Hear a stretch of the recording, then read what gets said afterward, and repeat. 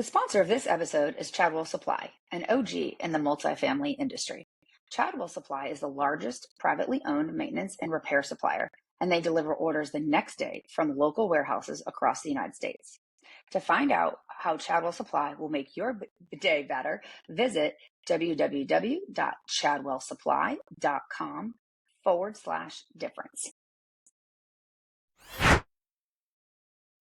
Hey friends, welcome to another episode of Optimized, a marketing performance podcast. I'm your host, Janet Rosseth, the 25-year veteran of multifamily marketing and founder and CMO of Cadence Marketing Solutions. I want to thank you for joining this podcast today or listening to this episode at some point in time. You have so many options out there, and I really appreciate you choosing this one.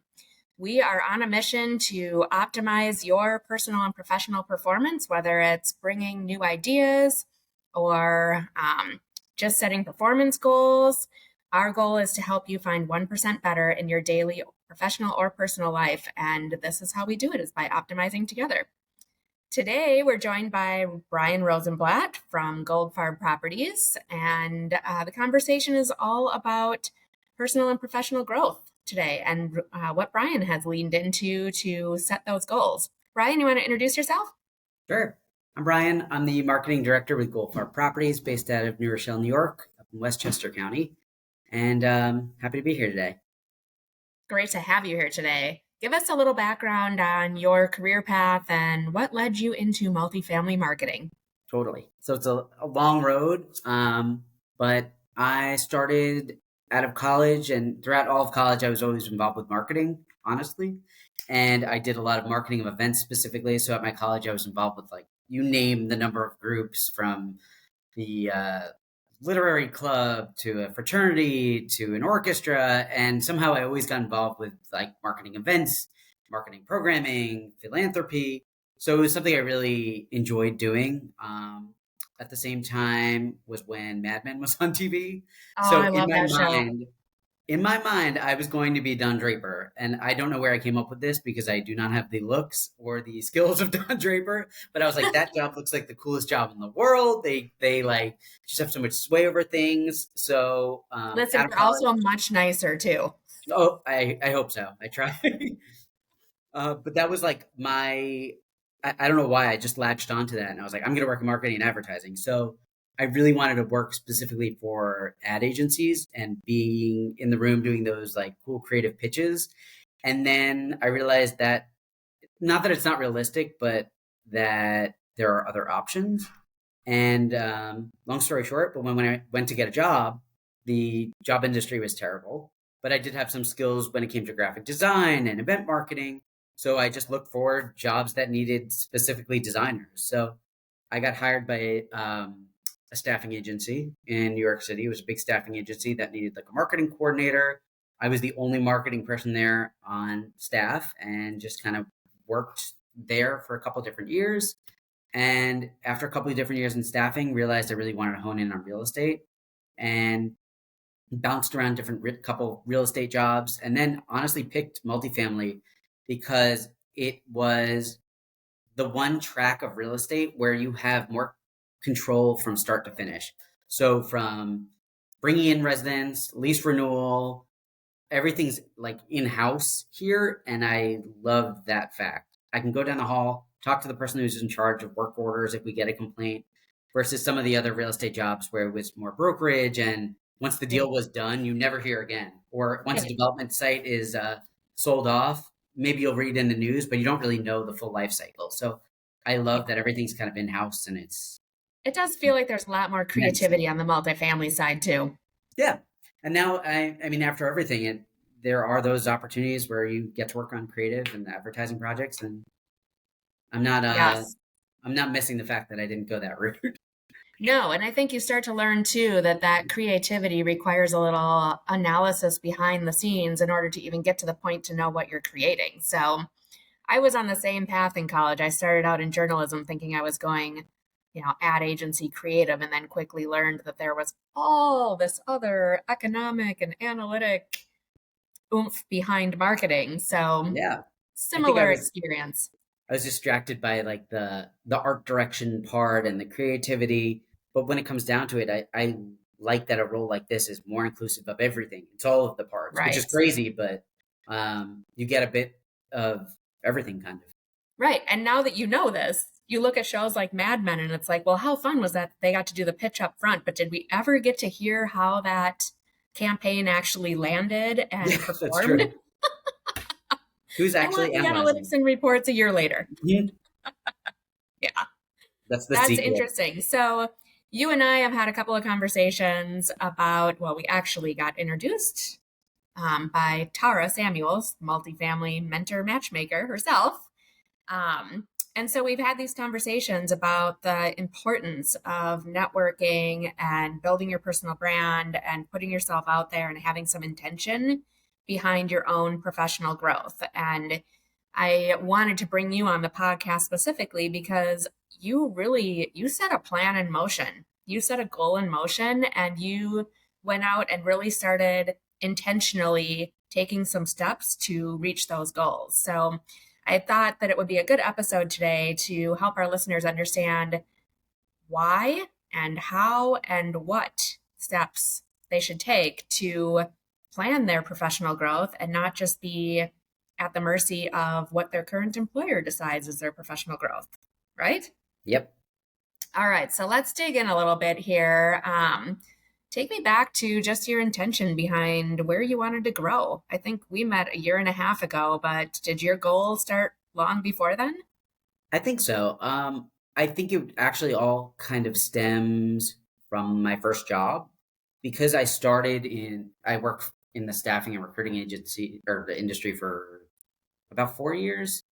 And every day the topic was, and it was a lot of content marketing. So a lot of the topics were resumes, job descriptions, personal growth, career growth. And this was just like every day having to look at stuff about personal growth and career and job changes and seeing people who are out of work or trying to switch industries. So it was always really top of mind. And it got to a point where I was like, you know what? I'm writing about job growth. I'm writing about personal development. And I did have some success and had higher level jobs and switched over. But I got to a point where I was like, do I want to be in the staffing industry? I kind of fell into this. So I started thinking about all the other avenues that there were and still wanting to do marketing. And real estate just kind of clicked because of the concept of home. And like I was saying before, being able to control like more parts of the creative process. And so you also, were really learning the professional growth opportunities before you needed them. yeah, it was like just in my face every single day. So it Yeah. was kind of staring me down. And then I was like, wait, I'm writing about the importance of updating your resume when you're not looking for a job, or I'm writing about how to set goals for yourself. So why don't I actually take what I'm writing into action? Yeah. And it was kind of a tough pill to swallow at some point of like, wait, maybe I'm not super satisfied in this role, and it gave me some success, but let's dig a little deeper and figure out what I wanted out of a career. So, And I think that's exactly one of the conversations that you and I have on a regular basis is job satisfaction in your current role, but also being able to be happy in your role and fulfilled in your role, but be able to grow outside of it as well. And your current employer doesn't always open those doors for you, yeah, but that doesn't mean that you shouldn't open them on your own and still continue to find ways to lean in and meet others and gain mentors and have a plan in place for your own future. totally. And I think some of the roles even that I took afterwards in real estate were kind of like hard knocks roles where either you were the only marketing person there, the first marketing person there, and you're kind of on your own. Especially, I worked at a commercial real estate and a brokerage, and you were surrounded by the strongest personalities I've ever met in my life. So true. We did a lot of conferences, and I was the one at the booth advertising the brokerage. And I would kind of stand in a corner at these networking events thinking to myself, like, how could I ever be at the level of some of these brokers where they knew tons of people and were introducing people and were friendly? And I just kind of stood in the corner and I was like, what do I do here? And I think it was a big shift in my mentality when I was like, you know what? Like, no one's going to push me out there Yeah. and introduce me to people. I got to do this for myself. So being in some And of you those like did in the last scarier 18 months. environments. I mean, that is not the Yeah. side of you I've seen at all. You've definitely been putting yourself out there and getting in the room in the right moment and um, leveraging your voice when you know that you've got something to say that people can learn from. And I think that's been fantastic. I've had such a great opportunity to get to know you in that way. But take us back to, I know we met with the Multifamily Mentor Network. Was it over a year ago? Yeah, I think so. I feel like it was over a year ago because Time flies. it was before AIM 2023. Yeah. So yeah, it's been a little while now, but what was that first step? You intentionally took a step to go do that. What were I know you to be very thorough, Yeah. Brian. So I'm sure you had an outline written on here's what I'm going to do and here's how I'm going to do it, where I'm going to start. Take us through that. I think it was actually a little bit more just in my head than something more tactical. When it comes to like my professional growth, I think I always have like, it's all in here. And it's actually something I want to get better about is like actually writing things down and making goals for myself. And I know a couple years back, I think it was like deep COVID. I remember making a list of like, I want to do this. And I remember writing like, I wanted a marketing director job where I have at least one report. And that was like, I'm sure I wrote it down somewhere in a note on my phone or something. But even other things like that. So, but it wasn't something I really paid close attention to. It was just kind of sitting in the background. And then time goes by and you realize, wait a second, like you flip to that page again. You're like, wait, I set a goal for myself. I should probably be doing something about that proactively. So, and I saw everything kind of like worked up together. So I saw like this marketing job open up and I was like, you know what, maybe that's the opportunity. And then I saw like Tara's group was the perfect example. It opened up and I was like, maybe this is a sign from the universe of just like telling me to do these different things. And I kind of just took it that way in terms of like a sign from the universe that I should do it. Sometimes that's a really good route to go, though, to just take a leap and see what happens, see where it leads you. So that leap of the mentor matchmaking group, where did that lead you? It led me here. I mean, it opened up obviously so to you and doors. we got matched as a mentorship, and I've said it quite a bit, but the beauty of being a mentor is that you also get to be a mentee in that relationship too. I've learned just as much from you as you have from me. Totally. It just opens up so many doors and you have access to like a whole new group of people. New York is a really small world when it comes to it's a big world, but it's a small world when it comes to real estate. A lot of people know each other and it's very, it's kind of like a who's who do you know? But it's very competitive. I don't think you get like the friendliness that when you go to a national conference, there's none of that here.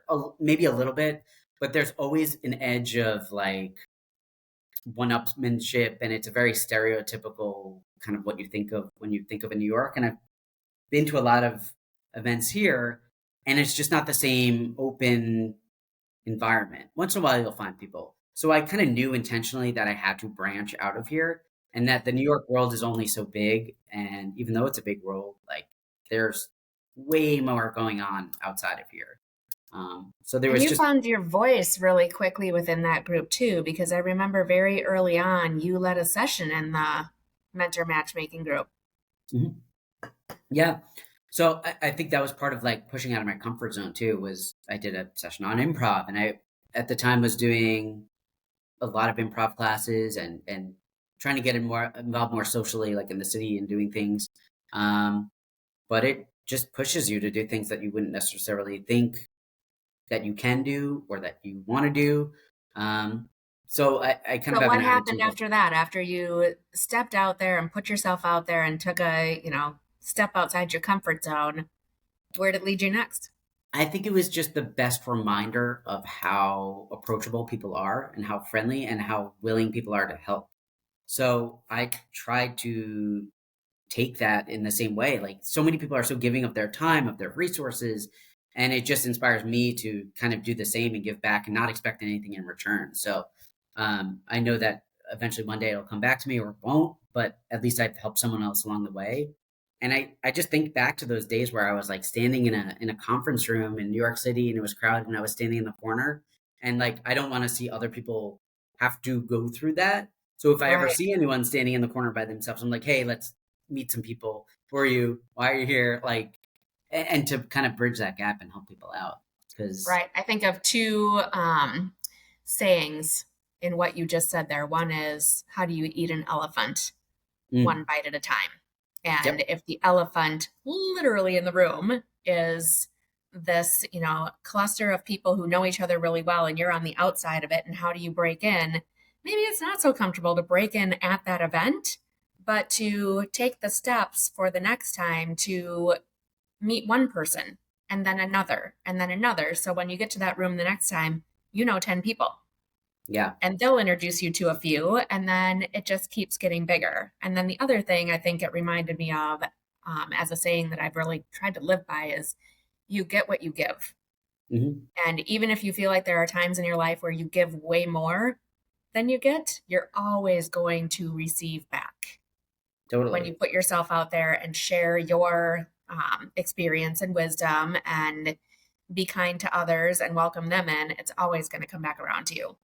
It's inspiring too to see just how helpful people are and like the networks people have grown and what has come out of it, honestly. So Yeah. if you Yeah. put like So a then you little went bit to of a few energy into national these things, conferences. I remember we met at one of the national conferences shortly after that mentor matchmaking started. And um, I felt like you knew quite a few people in the room.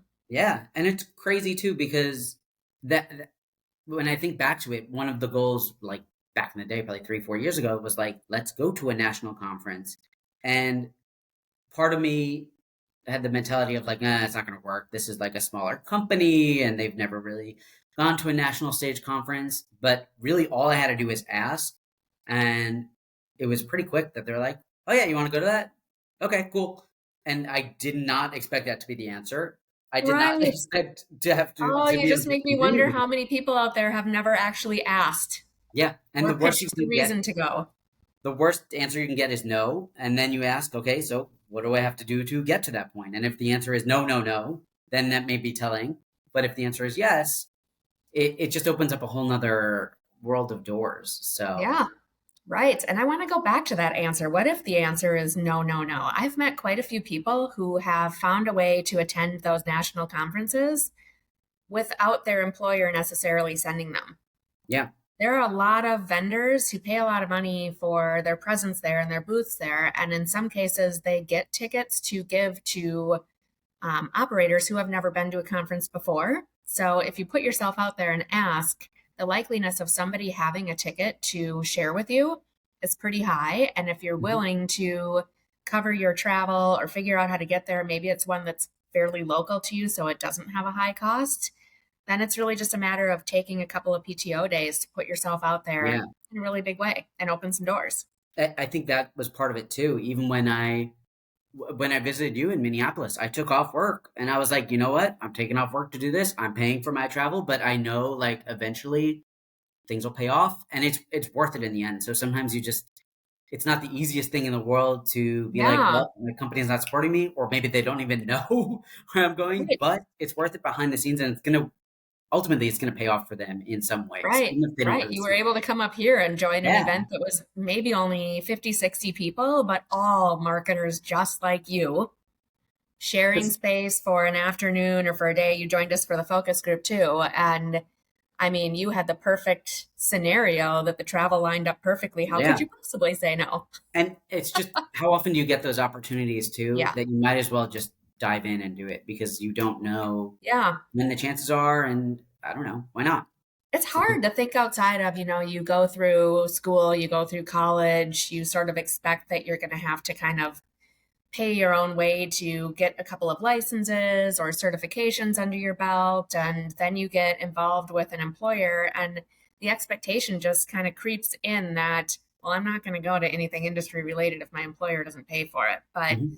ultimately, if you have specific goals for your career on where you want to be in 5 and 10 and 15 years, it's on you to craft a plan of how you're going to build your network and build your experience level and build your voice. And if your goal is to go and get the education or go and build the network or even be on speaking panels or a solo speaker at any of these events, it's not your employer's solo job to get you there.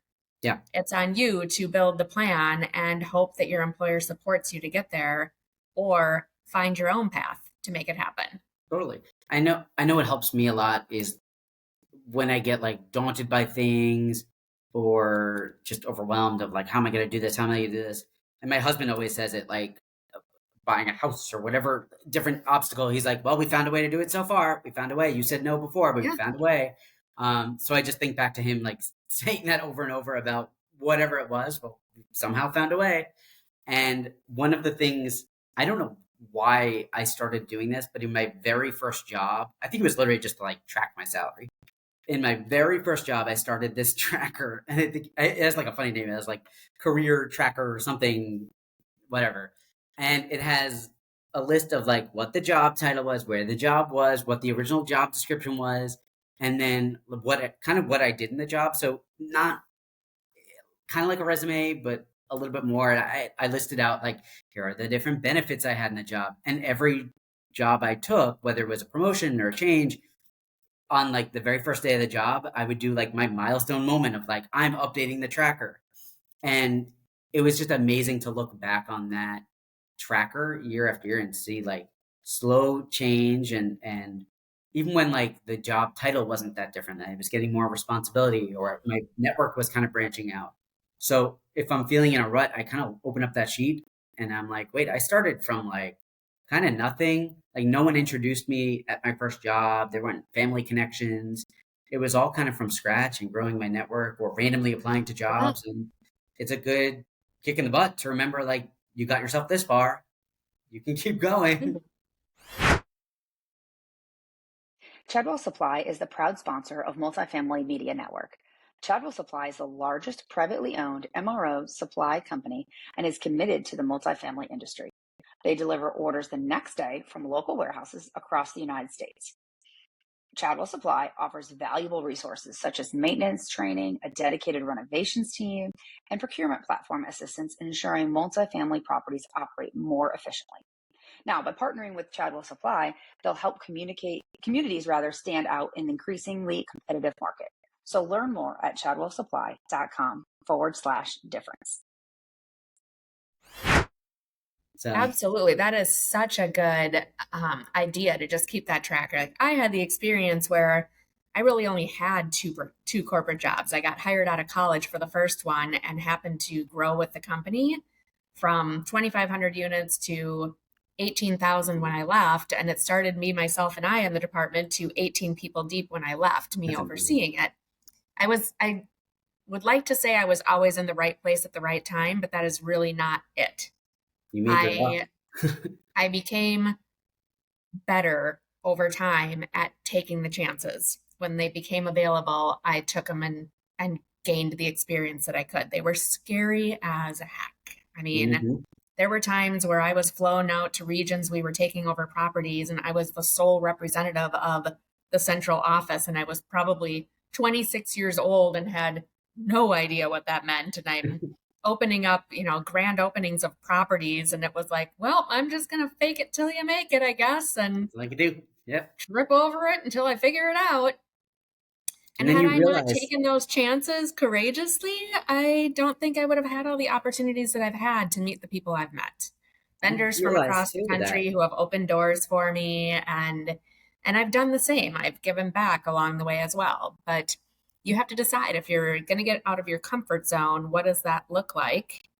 And what's your end goal of it? And I mean, going back to the doors that you opened when you first started being intentional about this, and, setting targets for, I want to be at a national conference. You wanted to attend a national conference, right? Yeah. Okay. That's So all it was, fast just to go. forward, was that the AIM conference that I met you at? Yeah, I think that was the first one. Okay. So now fast forward, that was 2023, spring of 2023. It's now summer of 2024. And I've seen you at multiple national conferences, and you have ended up leading sessions online for multiple groups. Our Cadence Run Club, for one, the multifamily mentor matchmaking. Yeah. And at NAA this past year, I came home and saw you online interviewed at an event by Christy Fickert. Yeah, I and it was mean, just from getting out there and yeah, working the room sometimes and yeah. taking a chance on it. So But it's a confidence builder, right? yeah, for Every sure. chance you take that results in meeting a few more people that make you feel like, hey, you're okay and you've got something good to say and people need to hear from you is a little bit more of a confidence builder. And we're not out here saying to listeners like you have to set your stake in, the future of speaking at a national conference and being on a podcast. Like you don't have to do that, but just be intentional about your own career growth. Yeah, and it's not for everyone too. And there's different paths for different people, and some people work so hard in the background, and I Yeah. love that too. And it takes, especially for me, I'm a very like go go go go go go type person. It takes me being really intentional to take a step back and like, let's think about growth. Let's think about what we want to do a little bit higher level, because I'm just down and just so focused on like getting stuff done every day. So Yeah. it's hard But to, you kind of become a role model for your team member as well. You had yeah, Kayla, right? yep, You had Kayla at that national conference with you. And I can remember kind of thinking to myself, like, gosh, Brian, you have put yourself out there despite your company not really necessarily like sending you all these opportunities. They haven't exactly put them in front of you and said, Brian, we want you to represent us at all these conferences. It's been more like you've kind of put that footing out there on behalf of the organization and for yourself. yeah, And then she was able to come to those events as well and see how you navigate and how you show up at events and introduce yourself and talk to people you know and get to know the people that they're with. And it just sort of continues to snowball into meeting so many people and being a little bit more of a known name than Brian inside of your current yeah. employer, right? It also took some creativity because like the first year that we went to NAA, there was like you could go to the conference, but it was with a big asterisk, and it was with our startup kind of like sister company that we have walked that in, and they were like, you can go, but you have to man the booth, you have to help them with setup, you have to, and then we did it, and we helped them market, and we were on the trade show floor, also not knowing what I'm doing because I'm not a salesperson, but we helped Yeah. them like set up the booth, and it looked great. But then the next year, I was like, you know what? I'm missing half of the educational part of coming to this conference. So I will give you one day, but I'm not going to give you the whole conference. And I think it was like setting those kind of boundaries with them and explaining like, I wasn't hired to do that. I'm happy to help out. I will always help out, but like, you're not getting as much benefit out of it as a company as sending me to sessions or meeting people. So it's kind Yeah. of taking different risks and just asking sometimes because you never know how people are going to react. Right. And let's talk about that for a second because there's a big difference between attending those big conferences, whether local or national, attending those conferences just to show up and go to some classes versus to show up and build your network Yeah. and be where the conversations are happening. I think that is like 60% of the education at those conferences versus the flip.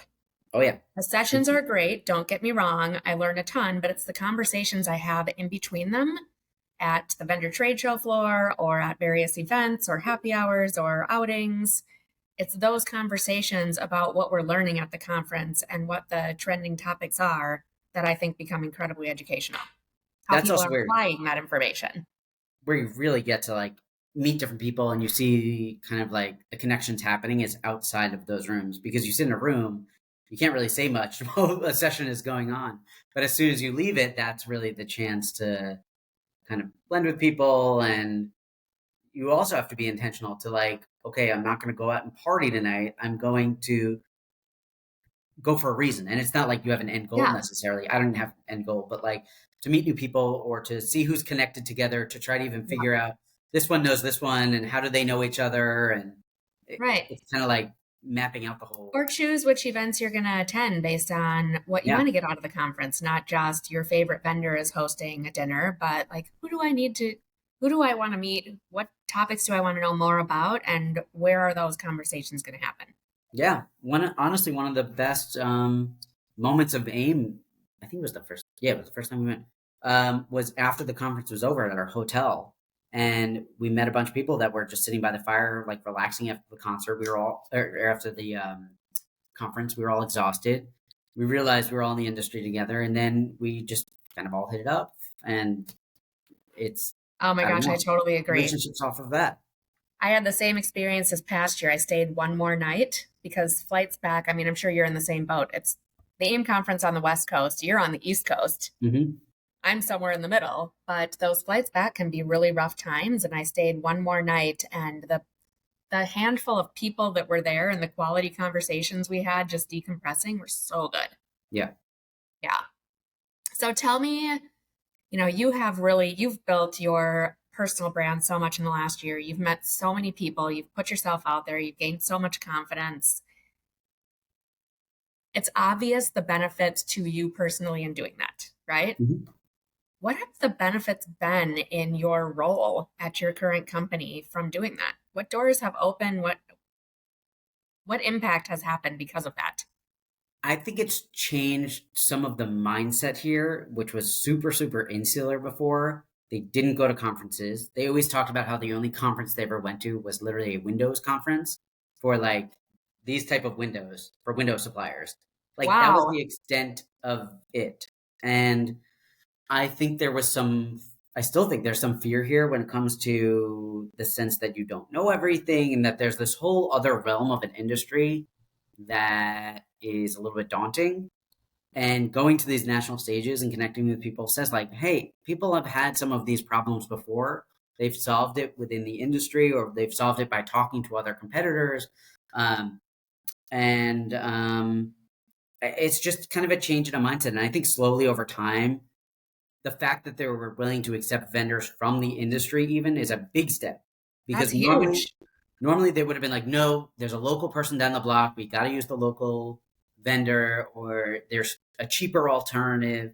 So I think it's kind of changing the mindset. Even hiring me, I think it was a change of mindset, because the marketing director before me was more of a brand expert, like social media side of things, but no real estate background at all. So I think taking that leap of faith and understanding that there's a wider network there is really helpful here. And it's kind of Yeah. changing things a little bit, I hope. And that knowing others in this or in this industry and in other organizations, you start to learn what should be on your radar in the future, what trends are Yep. happening, what others are thinking about. And I agree, it just widens the lens completely. It's a very old school mentality here so I work for an old school real estate family. And I think the old school, especially New York real estate family, was like, we are a guarded fortress and we have to protect everything that is IP. And like, there are systems in place to protect the knowledge in this house. But it's not like that anymore. I think the whole world has changed where everything's accessible online. Yeah. Just the nature of integrations themselves, everything's open API. And I think the companies that are willing to kind of give away their trade secrets are going to be the ones that are more successful, because there's no other way. I mean, I don't think Yeah. Well, I the think, resources are too precious not to yeah, share. I mean, what a benefit they've had in just you opening doors a little bit and learning what else is out there and what other options are out there and outside of New York. I mean, you have Yeah. stretched yourself and really engaged with people outside of just your market. And I know for the groups that you and I are in together, we learned so much from you being on the East Coast and us being in the Midwest and others that are, in the Sun Belt or on the West Coast. It's just Yeah. amazing how differently different companies or different ends of the industry geographically can operate and lean into things. Yeah. And I think it's a lot of misconceptions too. A lot of people think, I find this all the time, that they think New York companies are going to have the latest and greatest in tech. And We do. the You're not highest, I'm you're like, not dreaming no, it. it is so old school here. It is more old school than you probably think. And because of that, it's like kind of a broken leasing process. And it's the real estate, there's a reason why it's so competitive. And it's people like just talk about how impossible it is to find an apartment in New York, because you literally have to have it's like a full-time job. And it's partially because of the way the companies are set up. It's partially because of like the brokerage industry, and just everything's kind of against you as a renter. So It's very different. yeah, it's just totally different. So if I can approach it from that angle too, from a real consumer lens, while also balancing like the national landscape and the different tech players, you get a different angle versus Yeah. just a yes man who's going to say, yeah, what you're doing is great. It's great. It's great. So, Yeah. Tell me, what surprises have happened to you as a result of starting to put yourself out there? ooh. Surprises. I think it's just really the ability to be your own advocate and the fact that you just get confidence. It just builds upon itself when you go to bat for yourself or for other people. Yeah. So I was kind of surprised by that it really does get easier once you ask one thing. And this comes for personal growth, but it's also other areas. Like, what's the worst that can happen is someone says no, and you just kind of course correct, and that's kind of the facts of life. But it does really get easier when you go to bat for yourself more times. So Right. Right. And I think you said it too, that the more people you meet, the more people you get introduced to. yeah, yeah, it's totally exponential. Like the networks, they just Yeah. grow, and that's one part that's kind of it's honestly fun for me is trying to figure out. It's like gamification of it. Of like this person knows this person, but how do they know each other? Was it just through a group, or did they work together, or um, it's Yeah. it's interesting to see the different like webs people have. Right. And it can be such a confidence booster too, no matter how many years you have in this industry, when somebody else introduces you and tells their friend or coworker about you, it's like, I can't tell you how often I have the experience where I'm like, wow, like that was a really big introduction. Yeah, Me? Me? it's very cool. Yeah, it is. It's very flattering when you have other people who start to introduce you and realize that, wow, you do come with a story to share and some wisdom and some guidance. And, I always feel like my particular, I guess, gift to this industry or strength to this industry is just being super willing to get to know others and what their gifts are and share Yeah, them. And, had I not met you through the mentor matchmaking, I wouldn't, you have shared so many gifts in our Cadence Run Club network and so many talents and just, you know, experiences that bring something that not everybody in the group has. And that's so beneficial. I just love yeah, that. Yeah. appreciate that. So thank you for that. That was a little commercial, little Brian commercial there. If you don't know Appreciate that. Brian, you don't know what you're missing. I like it. Okay, so my last question for you, I always end the podcast with this great big question is we're all about optimizing and finding that 1% out here that makes us a little bit better every day. What do you do personally or professionally on the daily or weekly to build in that 1% and just be a little bit better, show up a little better each day? Yeah, I go back to like I don't know if it's a slogan necessary, but something that I always like stick in my brain is that for everything you can complain about, you always have to take action. So I can complain about a million different things about work, about life, but if I don't do anything about it, even to write it down and to recognize it, then I don't have the right to complain about it. But that what that ends up, it ends up that you actually take action on the things that are causing problems or giving you strife in your life or at work. So it's not as much of like a tactical reading a book or listening to a podcast, and I try to do those things as well. But it's more just if I'm very intentional with trying to identify a problem and then lead to, okay, what does that mean and where do I take it Like from? that. So, and because I am the way I am and just my background and everything, I am a big complainer. I'm the first to admit it. But with that comes the balance of like, okay, I'm allowed to do that. But then Yep. I also have to like balance it out with, okay, what am I going to do about it? Because just there's a Yeah. time and a place for venting, but when do you take a step back and Yep. say, hey, where are we going from here? I And have a that's like a reaction I use with my interesting kids all thing. the time that is very similar to that. I was told by my children that sometimes I overparent when they want to tell me about things Mm. and I want to fix them. And so now we try to just ask each other, do you just need to feel this or do you need to fix it?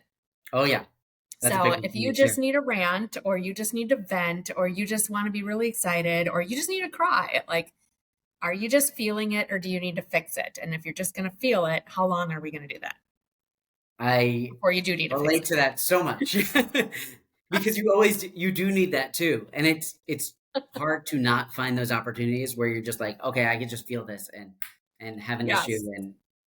and have someone else validate like, no, that is crazy what happened, or that is annoying. Not everything does have to be fixed, but on the whole, I think if you're pushing yourself to get a little better or improve things, you want to be trending in that direction. Yeah, there might come a point where you're feeling it for so long that it does need to be fixed. Yep, exactly. Yes.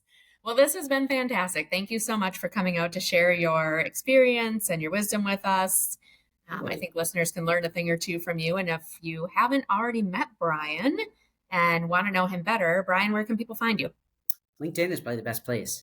Okay. I'm still in the process of redoing my website. So it's good motivation for me to probably do my website. There we go. Right.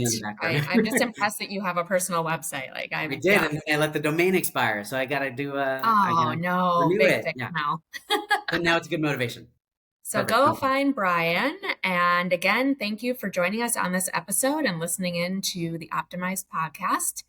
It's all brought to you by the Multifamily Media Network. If you like what you've heard today, please share it, like it, comment on it, and go visit the Multifamily Media Network for a bunch of new hosts that just launched their podcast this month, and just an array of podcasts and blog posts and content coming at you every day, every week. Such a great group. Thanks again, and we hope that you go find your 1%.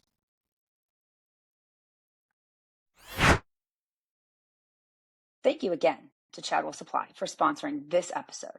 Chadwell Supply delivers unforgettable service with next day delivery, online and in-person maintenance training, procurement platform, assistance to make your ordering simple. Visit chadwellsupply.com/difference to learn how Chadwell Supply will make your day better.